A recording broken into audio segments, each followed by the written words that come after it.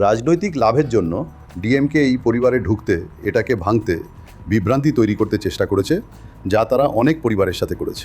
এই নির্বাচনে আমার লক্ষ্য ডিএমকে ক্ষমতাচ্যুত করা উচিত। হ্যাঁ, শাসনের অযোগ্য। মুখ্যমন্ত্রী কোনো ধারণাই নেই তিনি কি করছেন। উনি শুধু একটা পুতুল। বিজয় রাজনীতিতে একজন নবিশ। এডিএমকে ক্ষমতায় আসবে। সময় দেওয়ার জন্য ধন্যবাদ। আপনাকে স্বাগত। আমি শুধু আপনাকে এই বিষয়ে জিজ্ঞাসা করতে চেয়েছিলাম, আপনার বাবার সাথে বিচ্ছেদ। ঠিক আছে, হ্যাঁ। দুটো জিনিস যা ভোটারদের কিছুটা বিভ্রান্ত করছে। একদিকে আছেন সভাপতি এবং অন্যদিকে আছেন প্রতিষ্ঠাতা। এটা একটু বিভ্রান্তিকর, কিন্তু তার চেয়েও বড় কথা, এটা নিশ্চয়ই আপনার জন্য বেশ দুঃখজনক, মানসিকভাবে বেশ ক্লান্তিকর। দেখুন, এখনো পর্যন্ত আমি এই বিষয় নিয়ে প্রকাশ্যে কথা বলিনি। আচ্ছা, দেখুন, আমার প্রতিষ্ঠাতা, আমার বাবা বা আমার দলের প্রতিষ্ঠাতার সাথে যে সমস্যা, এই সমস্যাটা আসলে ডিএমকে এই নির্বাচনে তাদের ব্যক্তিগত লাভের জন্য উস্কে দিয়েছে। আর একটা ভূমিকা দলে জি.কে. মণি নামে একজন ব্যক্তি, যিনি আমার দলের প্রাক্তন সভাপতি ছিলেন, তিনি 25 বছর ধরে সভাপতি ছিলেন। তিনি দলের সাথে বিশ্বাসঘাতকতা করেছিলেন, আর উনি একজন কট্টর ডিএমকে লোক। উনি মিস্টারের সাথে ঘনিষ্ঠ, স্ট্যালিন। তার ছেলে উদয়নিধির সাথে খুব ঘনিষ্ঠ। আর তার ছেলে সিনেমার ব্যবসায় আছে, আর উদয়নিধি, ওরা সবাই সিনেমার ব্যবসায় আছে আর কি। তো গত 1 বছর ধরে ওরা আক্ষরিক অর্থেই অনেক সমস্যা উস্কে দিয়েছে। যেমন আমার নেতা, আমার বাবা 87 বছর বয়স্ক, তাই ওনার অনেক স্বাস্থ্যগত সমস্যা আছে, যেগুলো নিয়ে আমি এই মুহূর্তে কিছু বলতে চাই না। উনি একজন 10 বছরের শিশুর মতো হয়ে গেছেন, তাই সেটার সুযোগ নিয়ে ওরা কিছু সমস্যা তৈরি করার চেষ্টা করছিল আর কি। আমি 30 বছর ধরে দলের জন্য কাজ করছি, এবং আপনি এটা জানেন যে সংসদ সদস্য হিসেবে এটা আমার 4র্থ মেয়াদ। হ্যাঁ হ্যাঁ, আমি 5 বছরের জন্য কেন্দ্রীয় মন্ত্রিসভার স্বাস্থ্যমন্ত্রী ছিলাম, এবং আমার বয়স এখন 57। আর আমি গত 15-20 বছর ধরে এই দলটা চালাচ্ছি, যদিও আমার প্রতিষ্ঠাতা তিনিও রাজনীতিতে সক্রিয় ছিলেন। সুতরাং এই তথাকথিত সমস্যা যার কথা আপনি বলছেন, হয়তো পরিবারে এটা হতে পারে, কিন্তু দল প্রভাবিত হয়নি। আসলে এটা আমার দলকে আরও শক্তিশালী করেছে এই পরিমাণে যে, যেমন ধরুন, যদি পিএমকে দেখুন, আমরা মাত্র 30টা আসনে বা প্রায় 7-8টা সংসদীয় আসনে প্রতিদ্বন্দ্বিতা করি, কিন্তু যদি আরও বেশি দেওয়া হয়, আমরা আরও বেশি শতাংশ ভোট পেতে পারি। আপনি যখন 6% পিএমকে বলেন, এটা সারা রাজ্য জুড়ে, কিন্তু আপনি যদি এটাকে 100টা নির্বাচনী এলাকার মধ্যে সীমাবদ্ধ রাখেন, তাহলে এটা 20%। কিন্তু মানসিকভাবে এটা ছিল। হ্যাঁ, আমি মানসিকভাবে সম্পূর্ণ ভেঙে পড়েছি। আমি এমন একটা সময়ের মধ্যে দিয়ে যাচ্ছি, খুব কঠিন, খুব কঠিন সময়ের মধ্যে দিয়ে। এটা আমার জীবনের সবচেয়ে খারাপ সময়। আর বাবা খুব দুঃখজনক। আমাকে দোষারোপ করছে আর বলছে যে এইটাই ও করেছে, আর এই সব কিছু আমি আর পরিবারের অন্য সদস্যরা, এই সব জিনিস ওর কাছ থেকে এটা আসাটা সত্যি খুব বেদনাদায়ক, এই অর্থে যে আমি সারা জীবন ওকে আদর্শ বলে মনে করেছি। আমি সারা জীবন ওর প্রত্যেকটা কথা শুনেছি। আমি সারা জীবন ওর প্রতি খুব বিশ্বস্ত থেকেছি। আর আজ আমি যা কিছু, তার জন্য আমি ওর কাছে ঋণী। আর আমার দলের যা নীতি আছে, সেটা ওরই জন্য। 47-45 বছর ও দলের জন্য এবং আদর্শের জন্য কঠোর পরিশ্রম করেছে। ও একজন আদর্শবাদী ব্যক্তি। ও শুধু একজন নেতা নয়, ও একজন সমাজ সংস্কারক। ও সামাজিক ন্যায় বিচারের ক্ষেত্রে অনেক সংস্কার করেছে। হ্যাঁ কৃষিতে, হ্যাঁ, আমরা তাকে অনুসরণ করেছি। হ্যাঁ, তামিলনাড়ুর কৃষি বাজেট আলাদা কৃষি বাজেট, তারই শুরু করা। হ্যাঁ, 19 বছর উনি এর জন্য লড়েছেন। আর এখন সরকার, আমি একজন মন্ত্রী ছিলাম, আমি পাবলিক প্লেসে ধূমপান নিষিদ্ধ করেছিলাম। আমি তামাকজাত দ্রব্যের এই সচিত্র সতর্কীকরণ চালু করেছি। আমি গুটকা নিষিদ্ধ করেছিলাম। ওটা তার আদর্শ, তার নীতি ছিল। আমি ন্যাশনাল রুরাল হেলথ মিশন এনেছিলাম। আমি সারা দেশে 108টা অ্যাম্বুলেন্স, 10 লক্ষ আশাকর্মী এনেছিলাম। উনি চেয়েছিলেন গ্রামীণ স্বাস্থ্য ব্যবস্থার উন্নতি হোক। ওটা আমার জন্য এই প্রক্রিয়াগুলোকে শুরু করে দিয়েছিল। তাই আমি ওনার কারণে দেশের জন্য আরও অনেক কিছু করতে পেরেছি। কিন্তু আজ ফিরে এসে এটা খুবই বেদনাদায়ক।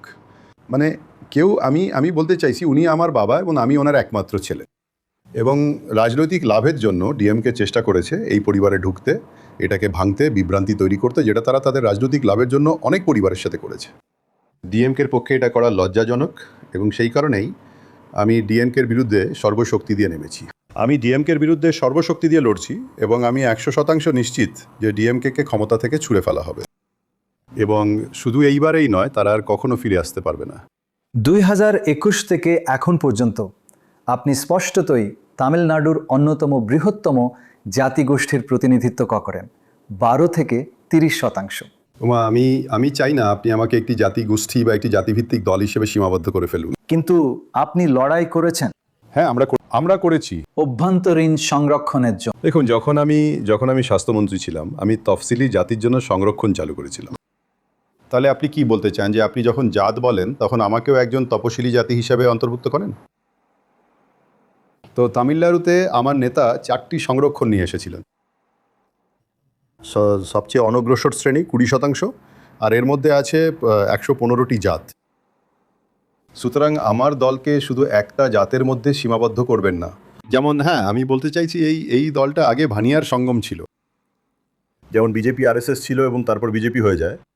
তো এটা ভানিয়ার সঙ্গম এবং হয়ে গেল, একটা দল হয়ে গেল। কিন্তু বেশিরভাগ তাদের অধিকাংশই কৃষিজীবী এরকম। কিন্তু আমরা প্রত্যেক জাতের প্রতিনিধিত্ব করি, ঠিক আছে, আপনার কথা মেনে নিলাম। তাই সামাজিক ন্যায় বিচার এইরকম। 2021-এর নির্বাচনে স্ট্রাইক রেট খুব বেশি ছিল না। আপনারা যে 23টা আসনে লড়েছিলেন তার মধ্যে 5টা, আর এখন আসনের সংখ্যাটা আসলে কমে গেছে। দুটো ব্যাপার, সেটা হলো যে জাতের বিষয়টা এখন আর যথেষ্ট গুরুত্বপূর্ণ নয়।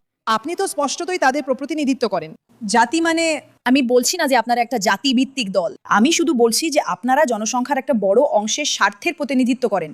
আর সেই কারণেই এই ধরনের একটা নির্বাচনে যেখানে বিজয়ের মতো একজন ফ্যাক্টর আসছেন, যেখানে জানেন সব যুবরা জাতি নির্বিশেষে আর ধর্ম নির্বিশেষে ভোট দিচ্ছে, তারা বলে সেখানে কি ওটা আর কোনো ফ্যাক্টর নয়?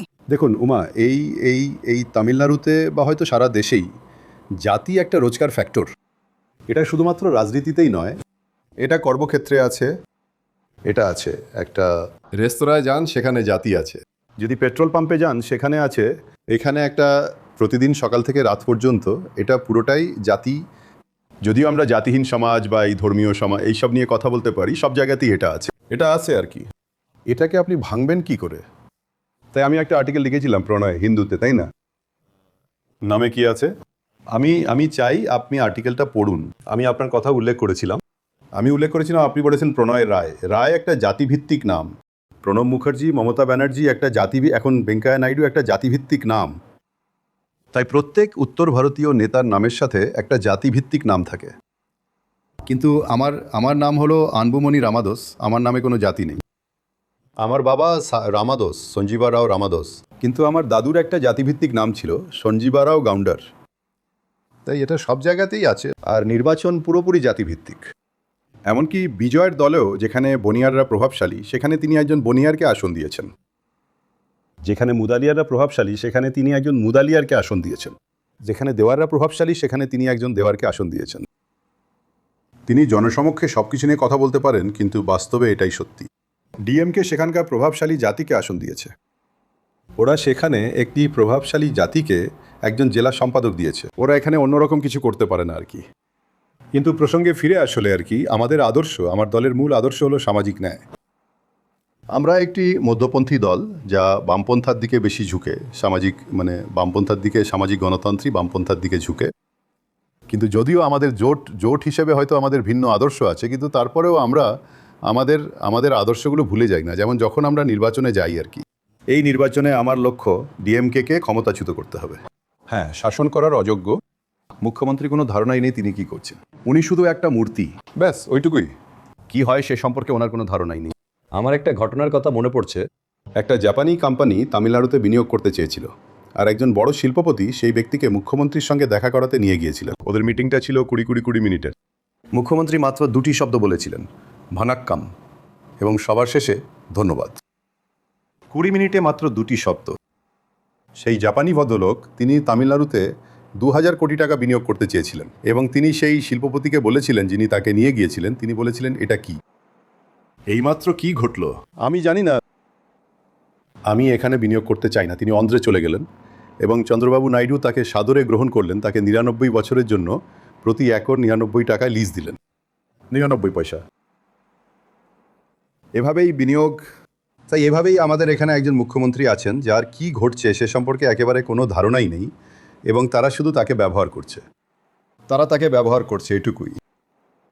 আপনি বলেছেন যে আপনি একটি বৃহৎ জোটে আছেন, তাহলে আপনি কিভাবে জাতীয় স্বার্থের সাথে আপনার আঞ্চলিক আকাঙ্ক্ষাগুলোর ভারসাম্য বজায় রাখেন? উদাহরণস্বরূপ নিট, আপনারা এর বিরুদ্ধে ছিলেন, বিজেপি পুরোপুরি এর পক্ষে। এআইএডিএমকে তার অবস্থান বিকশিত ও পরিবর্তন করতে থাকে, আর এটি তরুণ ভোটারদের জন্য একটি অত্যন্ত গুরুত্বপূর্ণ বিষয়। তাই কি বার্তা বা কার কথা তাদের শোনা উচিত তা নিয়ে তারা কি বিভ্রান্ত হবে না? ডিএমকে গতবার 2021-এ ক্ষমতা এসেছিল এই বলে যে আমরা এক সপ্তাহের মধ্যে নিট বাতিল করে দেবো, আর আমরা জানি কিভাবে করতে হবে, আমরা এর গোপন রহস্য জানি, এইরকম। বাবা ও ছেলে দুজনেই এই বিষয়ে জোরদার প্রচার চালাচ্ছিলেন। নিটের কারণে গত 5 বছরে 50 জন লোক মারা গেছে, 50 জন ছাত্রছাত্রী মারা গেছে, আর নিট অবশ্যই ভারতে থাকা উচিত নয়। আপনি এটা রাজ্যগুলোর ওপর ছেড়ে দিন, এটা রাজ্যের নীতির ওপর ছেড়ে দিন। প্রতিটি রাজ্যের নিজস্ব নীতি আছে, আর আমাদের নিটের প্রয়োজন নেই।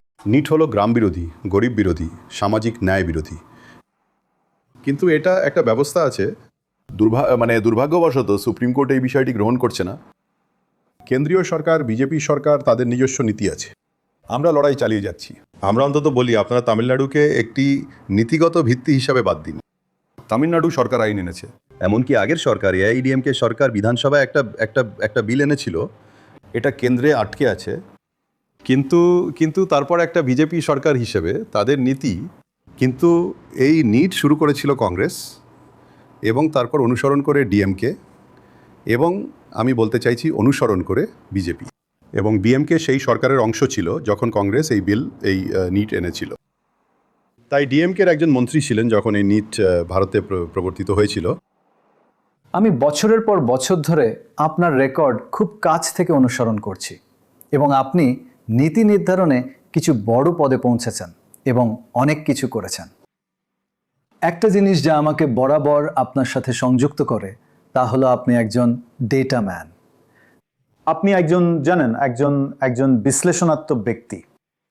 তাই ধরা যাক ভোটের বিশ্লেষণ দেখলে, যা আমরা এখন অনেক দেখেছি এবং আপনিও নিশ্চয়ই অনেক করছেন, ডিএমকে যে প্রধান জিনিসটার উপর নির্ভর করবে তা হলো আপনার এবং বিজয়ের মধ্যে বিরোধীদের বিভাজন। বিজয় যত বেশি পাবে, যদি সে খুব বেশি পায় তবে তা তাদের জন্য খারাপ। আপনি যদি খুব বেশি পান তবে 50-50 তাদের জন্য আদর্শ হবে। তাহলে এই নির্বাচনে শুধু একাডেমিকভাবে বলতে গেলে আপনার প্রধান লক্ষ্য কে? আপনি কি বিজয়কে হারতে দেখতে চান? আপনার ভাষণে কি সেই প্রধান ব্যক্তি নাকি ডিএমকে, নাকি আপনি কিভাবে সেটার ভারসাম্য রক্ষা করেন? আমার সমস্ত ভাষণে কোনো বিজয় সম্পর্কে উল্লেখ নেই। তাহলে আপনি করেন না? না, একবারও না। তাহলে সে হয়তো খুব ভালো করবে এবং ওখানেই ব্যাপারটা শেষ হয়ে যাবে। না, এটাই তো আসলে কথা। সুতরাং ডিএমকে শুধুই পুরোপুরিভাবে ডিএমকে। ঠিক, বিজয় একজন রাজনৈতিক নবিশ, কিন্তু তার অনেক সমর্থন আছে, তার ভক্ত অনুগামী আছে। আমরা ঘুরে দেখি এবং হ্যাঁ, তার ভক্ত অনুগামী আছে। প্রথমবারের ভোটাররা তার দিকে ঝুঁকে আছে। হ্যাঁ, এবং প্রথমবার ভোটদাতারা তারা একটা অংশ। আমি এটাকে একটা বড় অংশ বলি না, তারা একটা অংশ। এবং ব্যাপারটা হলো তাদের সবাই যখন আমরা আমাদের বিশ্লেষণাত্মক জিনিসটা হাতে নিয়েছিলাম, তারা বলেছিল যে প্রায় হয়তো 40-42% প্রথমবার ভোটদাতারা তারা হয়তো তাকে ভোট দেবে। সুতরাং কিন্তু আমি এটা ভাঙতে চাই না যে এডিএমকে কতটা পাচ্ছে বা ডিএমকে কতটা পাচ্ছে, আমি চাই না। হ্যাঁ, সেটা আপনার কাছে এটা ভাঙতে, কিন্তু একই সময়ে বিজয়কে এখনো পরীক্ষা করা হয়নি। তিনি রাজনীতিতে নতুন, লোকেরা জানে না তিনি কি করতে চলেছেন। তিনি আজ পর্যন্ত মাটিতে পা রাখেননি। তিনি শুধু বাইরে বাসে করে প্রচার করছেন এইসব। উনি পার্টি লঞ্চ করার পর থেকে রাস্তায় এক পাও রাখেননি। তাতে কিছু যায় আসে বলে মনে হয় না। সবাই বলছে আমরা শুধু বিজয়কে চাই। আমি এটাই তো আসল কথা। আমি জানি একটা ফ্যান ফলোয়িং আছে। তো দেখুন, তামিলনাড়ু, সিনেমা, রাজনীতি, ঠিক। সেগুলো হাতে হাত মিলিয়ে চলে আর কি। আপনি সিনেমায় যোগ দিলেন না কেন? না, কেউ আমাকে অভিনয় করতে বলেনি আর কি। তো এটাই তো আসল কথা। দেখুন, এটা এমন ভোটে পরিণত হবে না যাতে উনি জিততে পারেন। একই সাথে বিজয় সব প্রো ডিএমকে ভোটগুলো নিয়ে নেবে। তো আমি জানি যে এই ব্যাপারে আপনার একটি মিশ্র অনুভূতি থাকতে পারে। না, কিন্তু আমি শুধু ডেটা নিয়ে কথা বলছি, আমার নিজের ব্যাপারে না। কিন্তু একেবারে মাটিতে নেমে আমি এটা দেখতে পাচ্ছিলাম, যেমন আমি এটা দেখতে পাচ্ছিলাম। যে প্রতিষ্ঠান বিরোধিতাটা উনি আপনার সঙ্গে ভাগ করে নিচ্ছেন, না না, ওটা কি একটা উদ্বেগের কারণ নয়? খুব বেশি না, খুব বেশি না, খুব বেশি না। ঠিক আছে, ঠিক আছে। দেখুন, যখন আপনি বলেন ওটা আপনার ডেটা। হ্যাঁ ঠিক আছে, বেশ। হ্যাঁ হ্যাঁ, দেখুন সংখ্যালঘুদের ভোট যেটা একচেটিয়াভাবে ডিএমকে যাচ্ছিল সেটাও তুলে নিচ্ছে এইরকম। তফসিলি জাতির ভোট, বিজয়ের প্রধান ভোট ব্যাংক হলো তফসিলি জাতি। আমি ওর ভোট ব্যাংক দেখি, ওর ভোট ব্যাংকের 50% হলো তফসিলি জাতি, 50%। তো আর কেন? কারণ দেখুন, আমি শুধু হয়তো আমি ভুল হতে পারি, আমি আপনাকে শুধু একটা ব্যাখ্যা দিচ্ছি। সারা ভারতে এবং বিশেষ করে তামিলনাড়ুতে তফসিলি জাতি সম্প্রদায় এরকম, তারা সামাজিকভাবে অনুভব করে যে তারা থিরুমাভালা ভান, ভিসিকে থিরুমাভালা ভানের সাথে নিজেদেরকে একাত্ম করে। এরকম লোকেরা বলে যে ওই পার্টিতে ঠিক আছে, তুমি একজন তফসিলি জাতি, কিন্তু সেই একই তফসিলি জাতি যদি বিজয়ের সাথে নিজেদের একাত্ম করে, তারা সেই ব্যক্তিকে তফসিলি জাতি হিসেবে দেখে না। সুতরাং সেই সামাজিক অনুভূতিটা আছে। তাই সেই কারণেই থিরুমাভালা ভানের অনেক লোক বিজয়ের দিকে চলে আসছে তাদের জন্য, যাতে সমাজ তাদের সম্মান করে। দুর্ভাগ্যবশত এখানে জাতি ব্যবস্থা, তফসিলি জাতির প্রতি সম্মানটা হলো এই যে তারা সমাজের সর্বনিম্ন স্তরে আসে, তাদের ওপরে ওঠার দরকার।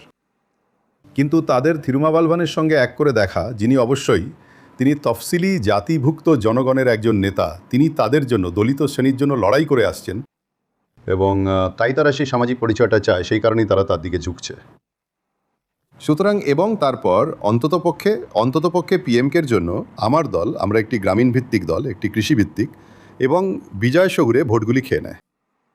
বিজয় তফসিলি জাতিভুক্তদের ভোট খেয়ে নেয়। তারা আমাদের জন্য আসে না, তারা আমাদের কাছে আসে না বিভিন্ন সমস্যার কারণে, জানেন তো। ঠিক। সুতরাং পিএমকে অবশ্যই উপকৃত হয়েছে, এবং আমাদের জোট, কারণ আমাদের পরিসংখ্যান বলছে যে লোকেরা আজ বিজয়কে ভোট দিচ্ছে গত নির্বাচনে, তারা ডিএমকে ভোট দিয়েছিল গত বিধানসভা নির্বাচন এবং গত সংসদীয় নির্বাচনে।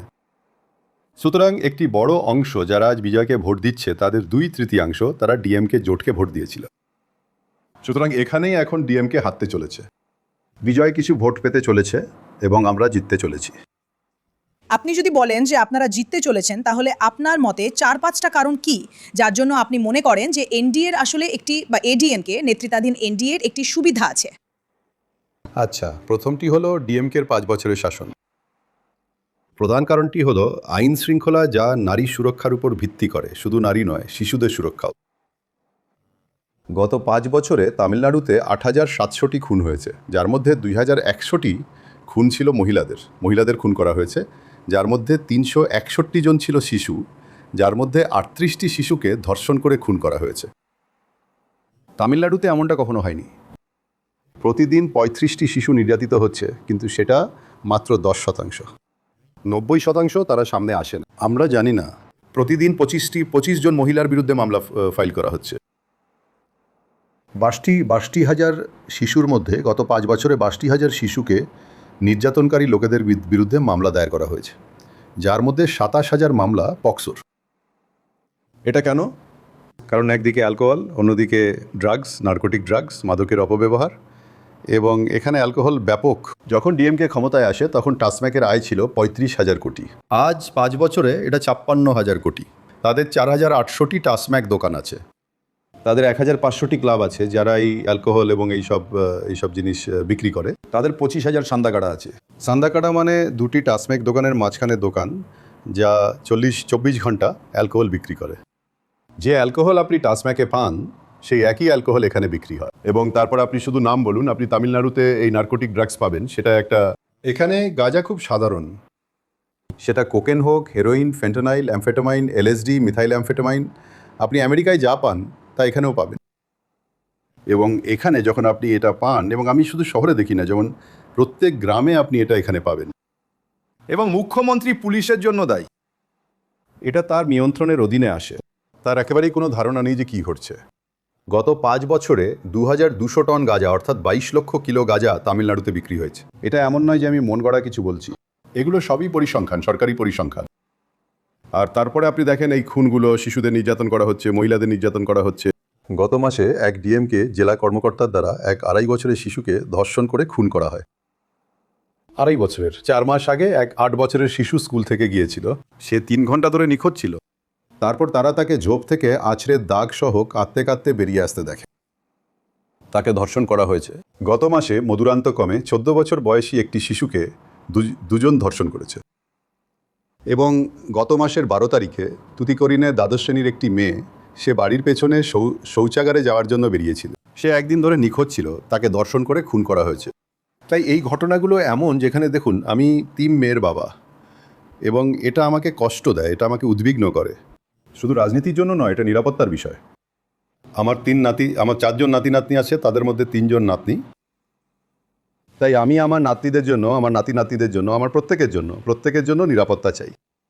সুতরাং কিন্তু আমাদের একজন মুখ্যমন্ত্রী আছেন যিনি বশংবদ, যার তার রাজ্যে কি ঘটছে সে সম্পর্কে বিন্দুমাত্র কোনো ধারণাই নেই। তার চারপাশে 4 জন ব্যবসায়ী আছে যারা নিজেদের মন্ত্রী বলে। এই এবা বেলু একজন ব্যবসায়ী, এই শেগার বাবু আরেকজন ব্যবসায়ী, আর তারপর আছে একজন নেহরু আরেকজন ব্যবসায়ী, আর তারপর আমাদের আছে সেন্থিল বালাজি, অবশ্যই সেই বিখ্যাত ব্যবসায়ী সেন্থিল বালাজি, যে মুখ্যমন্ত্রীকে নিয়ন্ত্রণ করছে, যে অন্দরমহলের মন্ত্রিসভায় আছে। তাই তারা টাকা ছাপাচ্ছে, টাকা কামাচ্ছে, শুধুমাত্র মুখ্যমন্ত্রীর নাম ব্যবহার না করে। তার কোনো ধারণাই নেই কি ঘটছে। সুতরাং এটা হলো 1 নম্বর সমস্যা। দ্বিতীয় হলো বেকারত্ব। 1,30,00,000 যুবক যাদেরকে আপনি শিক্ষিত করেছেন, যখন শিক্ষিত আমি বলেছি এমনকি দশম দ্বাদশও শিক্ষিত, তারা বেকার আর কি। কৃষকরা একেবারে তারা রেগে আছে। 3,280 জন কৃষক আত্মহত্যা করেছে গত 5 বছরে, এবং উনি এই কৃষকদের জন্য কিছুই করেননি আর কি। সুতরাং এইগুলোই হলো মূল সমস্যা। মূল্যবৃদ্ধি, 4 বছরে বিদ্যুতের বিল 56% বাড়ানো হয়েছে। 56%। ওই বাড়ির সম্পত্তির ওপর কর, জল, পরিবহন সব কিছু বেড়ে গেছে, লাফিয়ে বেড়েছে আর কি। তো তাই লোকজন রেগে আছে। উনি সব কিছু ধ্বংস করে দিয়েছেন। দেখুন, যখন ডিএমকে 2021-এ ক্ষমতায় আসে, গত 74 বছরে, 47 থেকে 2021 পর্যন্ত 74 বছরে তামিলনাড়ুর মোট প্রশাসনিক ঋণ ছিল 4,56,000 কোটি টাকা। আজ 5 বছর পর এটা অতিরিক্ত 4,96,000 কোটি টাকা। সুতরাং আক্ষরিক অর্থে 10 লক্ষ কোটি টাকার প্রশাসনিক ঋণে রয়েছে তামিলনাড়ু। এবং তারা 5 লক্ষ কোটি টাকা ধার করেছে কিসের জন্য? 5 লক্ষ কোটি টাকার মধ্যে মূলধনী বিনিয়োগ মাত্র 1,66,000 কোটি টাকা। তারা 3,50,000 কোটি টাকা দিয়ে কি করেছে? তারা কিনেছে, তারা ঋণ শোধ করার জন্য ঋণ নিয়েছে, তারা সুদ দেওয়ার জন্য ঋণ নিয়েছে। এটা কি কোনো প্রশাসন? তামিলনাড়ুর এত কিছু আছে। যাই হোক, অন্য সব দলই তো একই রকম বিনামূল্যে জিনিস দেয়। না, কিন্তু এটা তো সব কিছুর বাইরে। গত বছর তারা 1,82,000 কোটি টাকা ঋণ নিয়েছে। মাত্র 1 বছরে তারা 1,82,000 কোটি টাকা ধার করেছে, এবং মূলধনী বিনিয়োগ মাত্র 52,000 কোটি টাকা। কিন্তু গত বছর দেশে তাদের জিডিপি বৃদ্ধির হার ছিল দ্রুততম। মানে আমি যা কিছু পারতাম, গত বছর কিন্তু যাই হোক, মানে ওটা ছিল শুধু আমি ওসব কিছু যুক্তি দিতে পারতাম আর বলতে পারতাম ব্লা ব্লা ব্লা ব্লা ওইসব কিছু, কিন্তু এটাই হলো বাস্তবতা। শুধু একটা ছোট্ট প্রশ্ন তো, হ্যাঁ, সাধারণ মানুষ বলছে আমরা পরিবর্তন চাই, কিন্তু তারা এও বলছে যে তারা দ্বিদলীয় ব্যবস্থা থেকে পরিবর্তন চায়। আপনি জানেন, একবার ডিএমকে, অন্যবার এআইডিএমকে, এবং তারা এর থেকেও একটা পরিবর্তন চায়। এটা শুধু এমন নয় যে তারা ডিএমকে এর বিরুদ্ধে একটা প্রতিষ্ঠান বিরোধিতা রয়েছে, তারা অন্য কিছু চায়। হ্যাঁ, একদম। তামিলনাড়ু সবসময় বদলাচ্ছে, এবং 2016 সালটা বাদ দিয়ে আমাদের কারণে। কারণ আমি একা দাঁড়িয়েছিলাম, মাত্র মুন্নেত্রম, আপনি ওখানে ছিলেন তো। আর এইবার এটা বদলাতে চলেছে, প্রতি 5 বছর অন্তর এটা বদলাচ্ছে। তো সেটা হলো আরেকটা কারণ, যে কেন ডিএমকে ফিরে আসবে না, যেমনটা মানুষ দেখতে চায়। কিন্তু তারা এই দুই দলীয় ব্যবস্থা থেকে একটা পরিবর্তন চায়। না, এটাই একবার ডিএমকে আর এআইডিএমকেও, হ্যাঁ, আমি এটা অস্বীকার করি না। ওরা এটা মাটিতে নেমে অনেক শুনতে চায় আর কি। দেখুন, আপনি এটা মাটিতে নেমে শোনেন। আমি এটা অস্বীকার করি না, কিন্তু কাছাকাছি যখন নির্বাচন আসে, দেখুন, আমি যখন 2016 সালে নির্বাচনে প্রতিদ্বন্দ্বিতা করেছিলাম, তখন মানুষ একটা পরিবর্তন চেয়েছিল। কিন্তু তারপর নির্বাচনের কাছাকাছি এসে যখন তারা দেখে যে ঠিক আছে, ও তো জিতবে না, আমি আমার ভোটটা নষ্ট করব কেন? তাই আমি সেই বিরোধী পক্ষকে ভোট দেবো যারা ডিএমকের বিরোধিতা করছে। আজকে এটাই হচ্ছে, এটাই বিজয়ের সাথে হতে চলেছে। সুতরাং হয়তো তার প্রতি সমর্থন আছে, কিন্তু যখন ভোট দেওয়ার কথা আসে, যখন তারা বুথে যায় 1 দিন আগে 2 দিন আগে, তারা বলে যে আমি আমার ভোট বিজয়কে দিয়ে নষ্ট করব কেন, যখন সে জিতবেই না। তো সেটা হবেই, সেটা তো ইতিমধ্যেই হচ্ছে। সুতরাং ওটা আবার একটা বড় পয়েন্ট, যেটা আমরা জিততে চলেছি। আপনারা যথেষ্ট পেতে পারেন ভারসাম্য রক্ষার জায়গায় থাকার জন্য যদি এটা একটা ত্রিশঙ্কু বিধানসভা হয়। তখন আপনারা পক্ষ বদল করবেন। সেটা হওয়া উচিত। না না না, আমি আমি আমি খুঁটিনাটির মধ্যে ঢুকতে চাই না। এডিএমকে ক্ষমতায় আসবে, ধন্যবাদ। এটা এডিএমকে সরকার হতে চলেছে, এডিএমকে আসতে চলেছে, এটা হবে, এডিএমকে ক্ষমতায় আসবে। ধন্যবাদ, ধন্যবাদ প্রণব।